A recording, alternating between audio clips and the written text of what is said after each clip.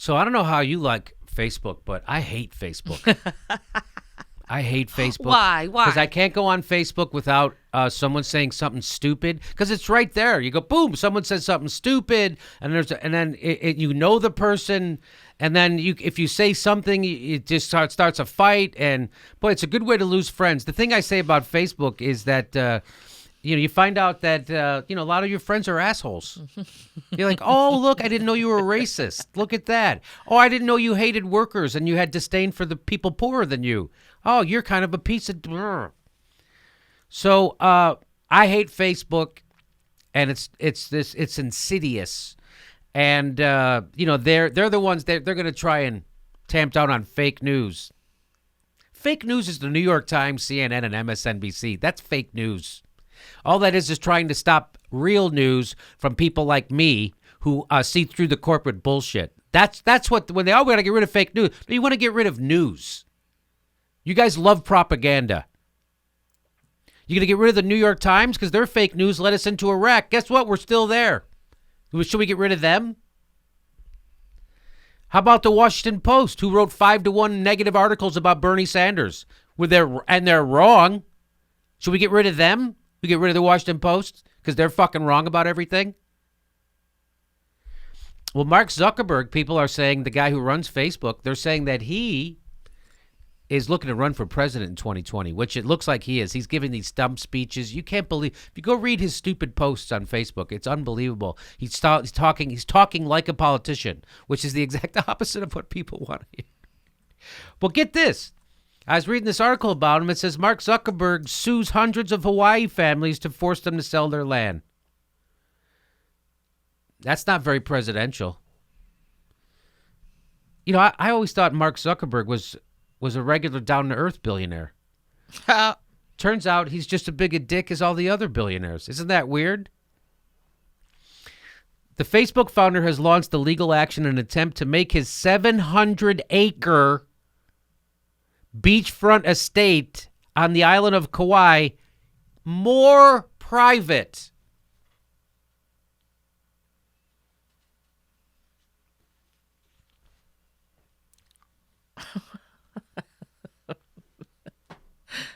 $700-acre beachfront estate. 700-acre. Acre. What? I even know there was 700 acres in Hawaii. That's 700 acres? 700 acres.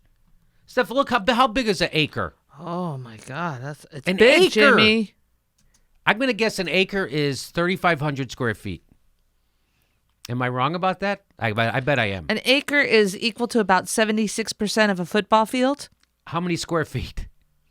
It looks like...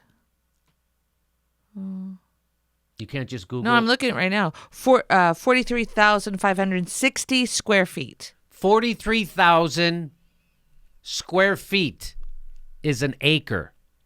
So go 43,000 times 700. I can't even do that math. That's like 2 billion square feet. Something like that.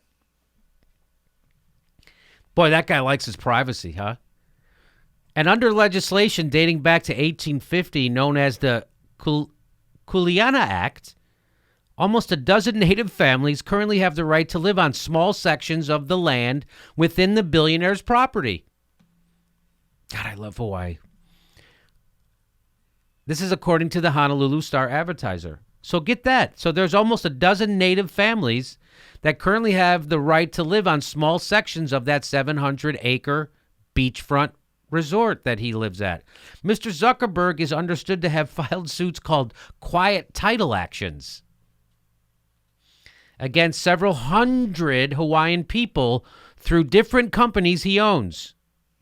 This is the billionaire coming after the little guy. That's what this is. Get out. I need it all. I need it all. I don't want to see a poor person when I step out of my house until I get to the fucking ocean. I don't want to see a poor person. Get him out.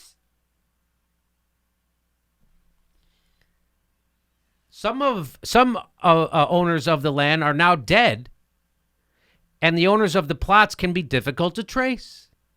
since land possession under the old law is largely undocumented. The plots, known as Kuleana lands, are often divided into even smaller portions as they are passed down through families. As a result, Mr. Zuckerberg's team will have to trace ownership through genealogical records and make valid efforts to identify any living descendants. If it finds them, they will have the opportunity to participate in the court action. Kiani Schultz, a partner at the Honolulu law firm Cates Schultz representing Mr. Zuckerberg, told the Honolulu Star-Advertiser it was usual for large portions of land in Hawaii to contain plots with unclear ownership.